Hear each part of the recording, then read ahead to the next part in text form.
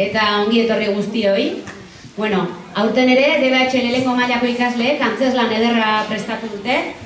Orain ikusiko duzuenaren atzean sekulako lana dago, eta baita ere sekulako urduritasuna, beraz, mesedez eskatzen dizuegu isiltasuna, mugikorrik ekarri baduzue itzali edo soinua kendu, eta hori, zer dugu izpide gaur? Emakumeak ikusezin egin dituen historia eta horren aurrean genero arkeologia. Beraz, bueno, disfrutatu.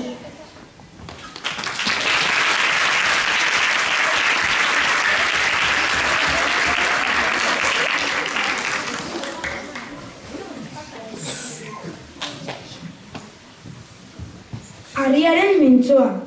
Bilamaia Patxa duela 9.000 urte, paleolitoa. Gizakian naturan zeuden baliabideak erabiliz bizi zen, eiza eta bilpen. Talde txikietan bizi ziren eta nomadak ziren. Talde txikiak zirenez gero denek denetarik egiten zuten. Eizatu, fruituak bildu, harriak landu eta larruak prestatu. Bizirauteko elkarren beharra zuten.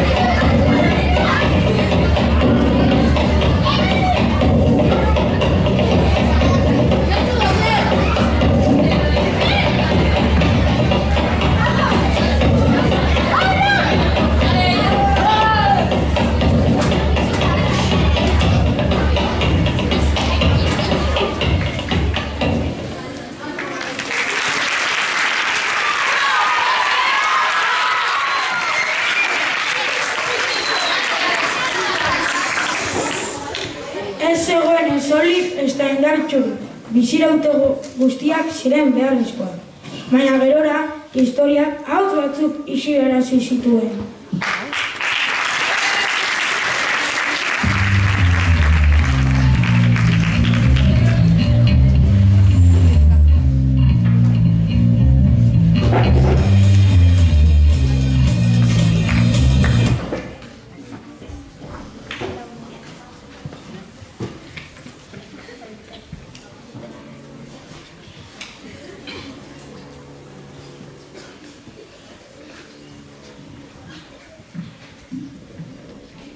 Nor kontatu du historia?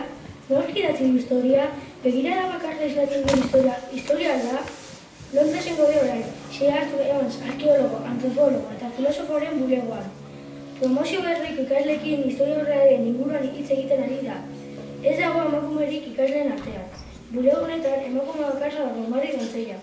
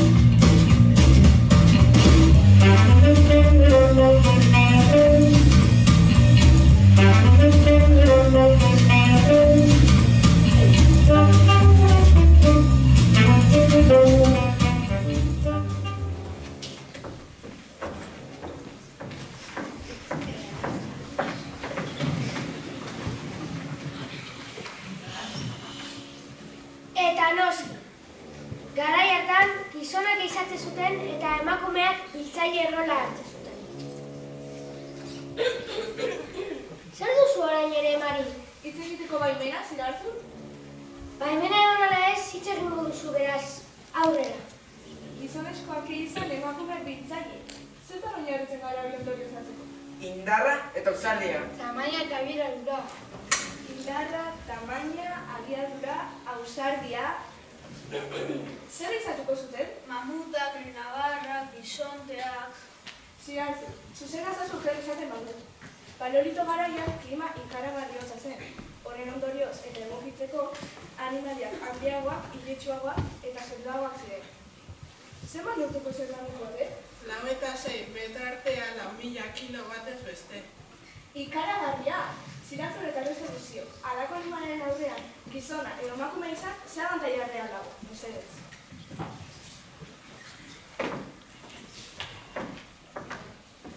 Eta beste behin gure Mari pentsamendu kritikoa piztu du. Egia da talde txikietan bizi zirela, beraz, ondorio zatu genezake, eiza, naiz bilketa lanak konpartituak izango zirela. Talde lanean egiteko zereginak. Baldintza honetan bizirauteko zeregin guztiak izango ziren ezinbestekoak. Ikasleok, gaur asko ikasi duzuelako nago. Ikasteko galderak egin behar dira eta hortikan hipotesiak formulatzen dira. Beraz, atsedenaldi.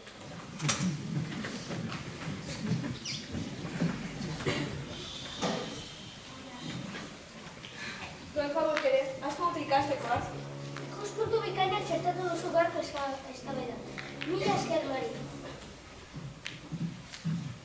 Batzuetan nire gautza eta esain isila da, eta garbitzaile batek ere historia astintzen du. Pentsamendu kritikoa!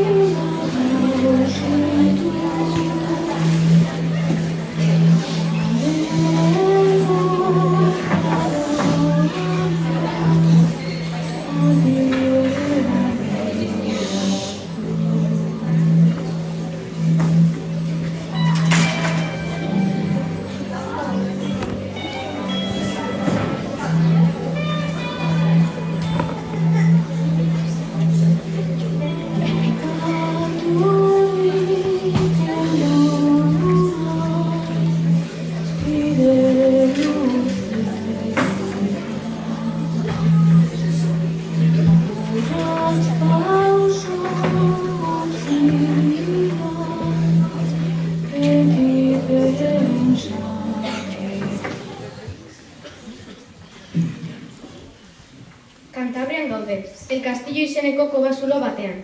Duela 40.000 urteko esku markak daude bertan. Eta zientzialariek diote esku horietako asko emakumeenak direla. Labarartea ere aztertu beharreko gaia da. Nork eta nola ondorioztatu zuen historia aurreko artista guztiak gizonak zirela? El Castilleko Kobasuloko eskuak kontrako evidentzia dira, eta ez dira bakarrak.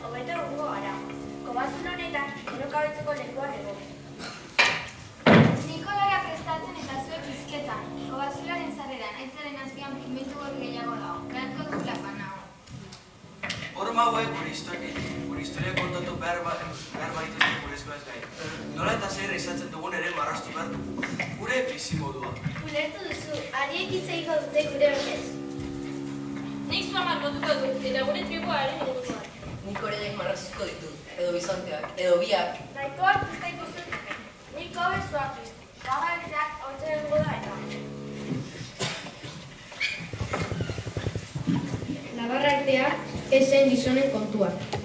Hala dio Arriaren mintzoak.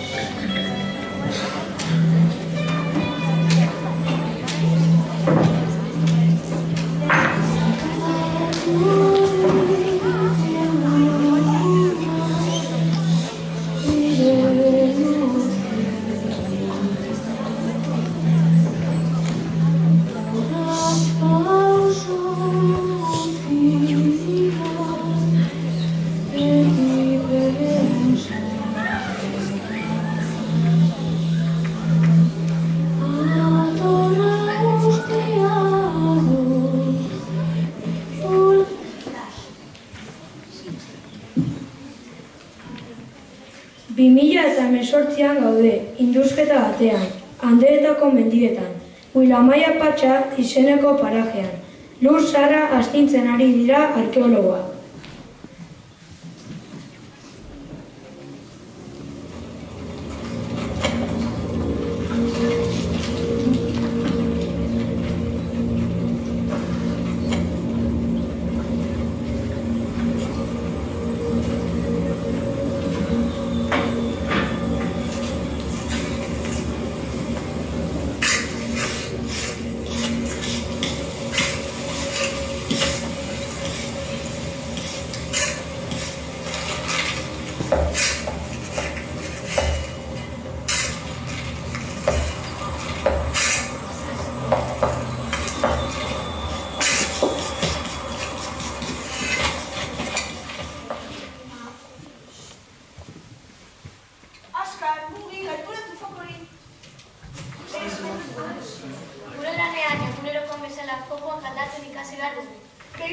hemen badirudi giza zurdura bat dagoela.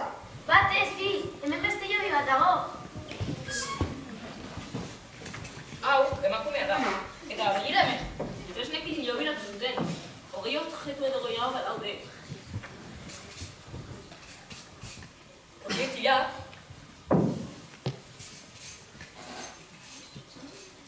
aiztoa, lantza, eixerako tresneria.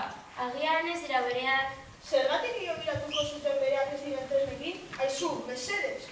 Hau, emakumea da. Zergatik ezin oso nahi izatu. Ebidentzia kulturno horran dituzu, aizu. Bai, baina aurkikuntzan ekautxak hartuko ditu gure lankide askoren artean. Gure lana azterna jaso, erregistratu eta aztertzea da. Aurkikuntza hau posteko da, ez kezkatzeko. Ebidentzia gabe historia beraien erara, era guztiz interesatu batean kontatu dutenek, horiek kezkatu behar dira. Garbi dago, historia kontatzea sortu diren programak eta estereotipoak guztiz interesatuak izan direla. Hau da, ebidentzia zientifiko gabeko. Ebidentzia hau da, ebidentzia El Castilloko eskumarkak dira. Lur azpian gordeta ere, aurrerago edo atzerago egia agertu egiten da. Historien hautzat eskutatutako egia bat, berriro arnasa hartzen.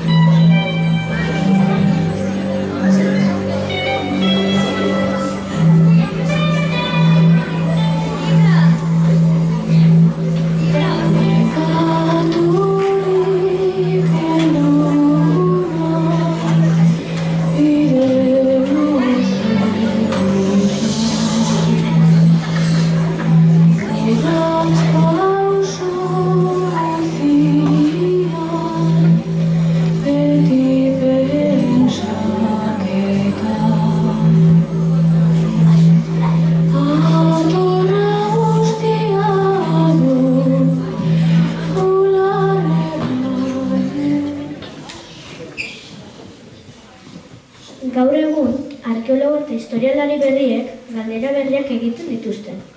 Ez da nahikoa aztarnak aurkitzea. Aztarnak interpretatu egiten dira. Eta nork interpretatzen ditu?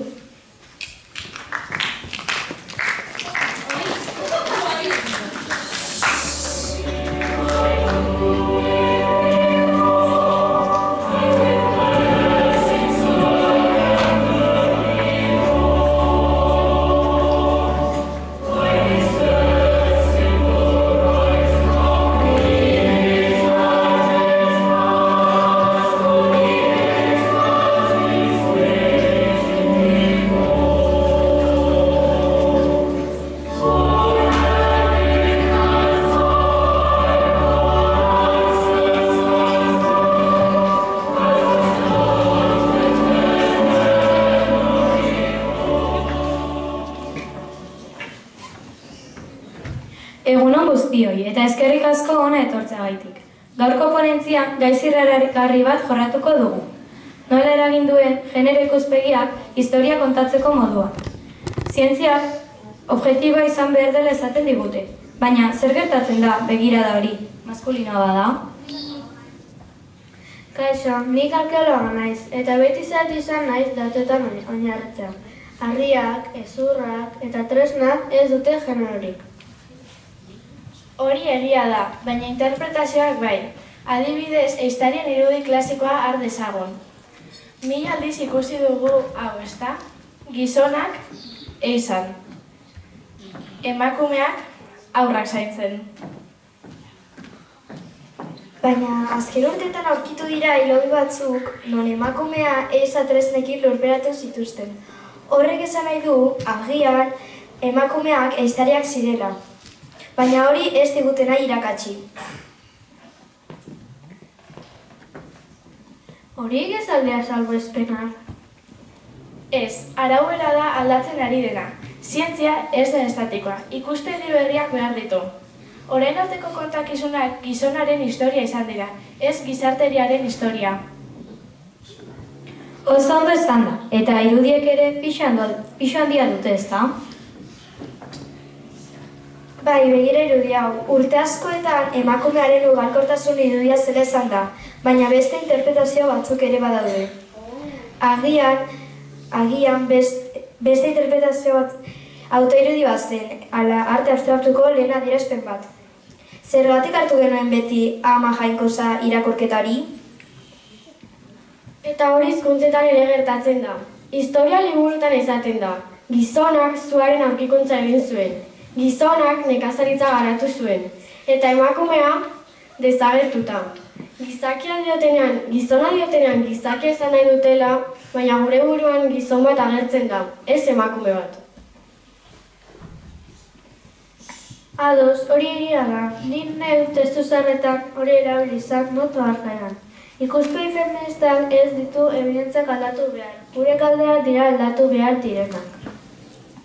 Hori da gakoa, galdera ezberdinak egitea. Zergatik pentsatu emakumeak ezin zuela izan parte hartu edo tresnak sortu?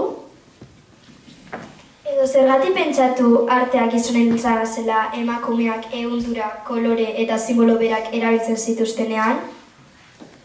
Eta horrela ikusezinak izan dira, historiak ez dira ahotsa eman. Androzentrismoa lagunok, eta horren aurrean genero arkeologia ezinbestekoa da. Eta hori gaur hemen egoteko arrazoia. Iragana berreaztea ez da gezurra esatea, egia osoa bilatza da. Hori izan da dena eta espero gustatu izana. Eta gogoratu, zientziak ez ditu ahotsa galtzen, baina ahotsa batzuk askotan ez dira entzunak izan.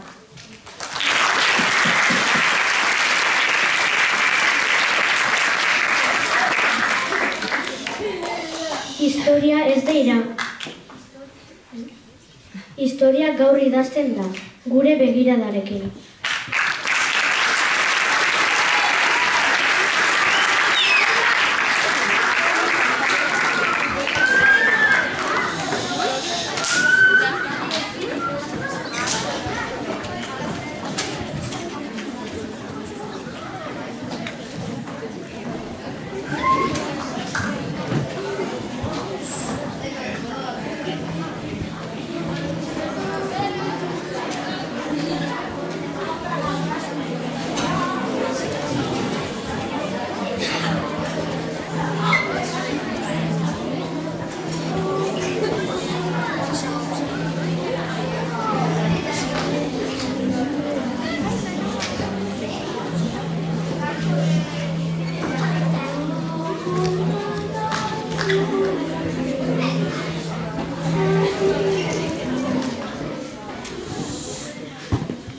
Zumaian gaude, DBH bateko ikasleak musika gelan daude, azaroaren 25erako abesti berezia sortzen ari dira. Gaur, soinuen artean, historia berri bat hasten da, ez liburuetan, ez harrietan, gure tasunatxetan baizik.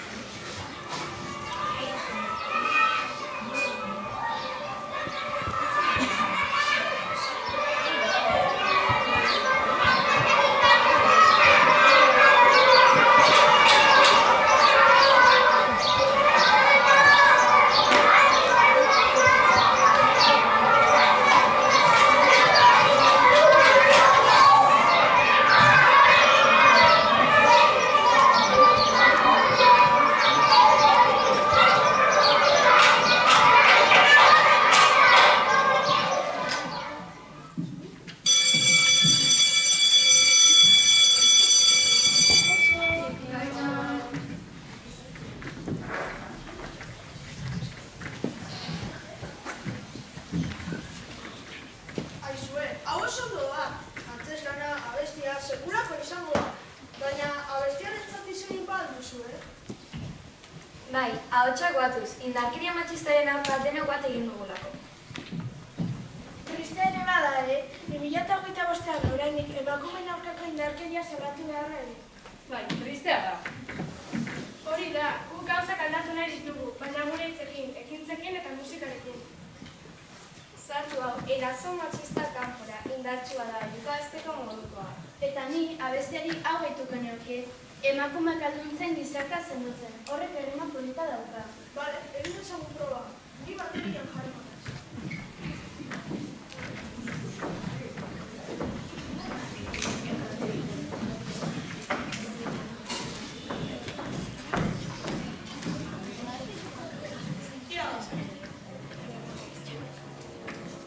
Pianoa prest.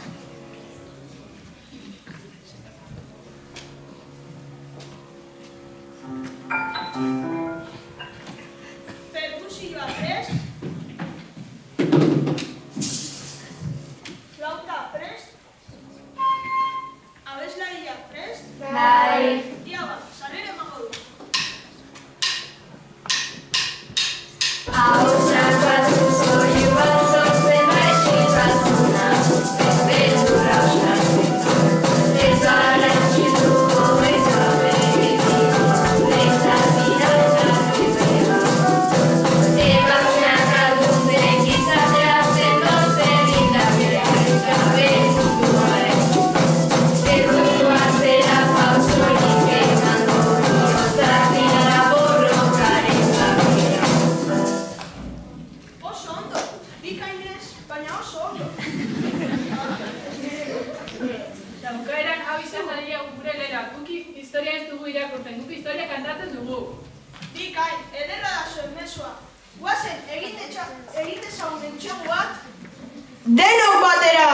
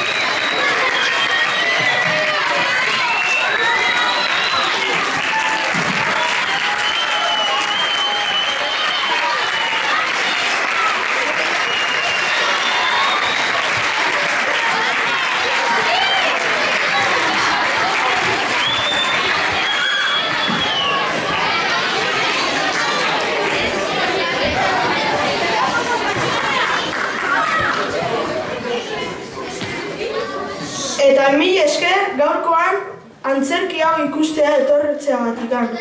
Eta gogoratu gure leloa, harriaren mintzoa, azaroaren 25. Mil esker!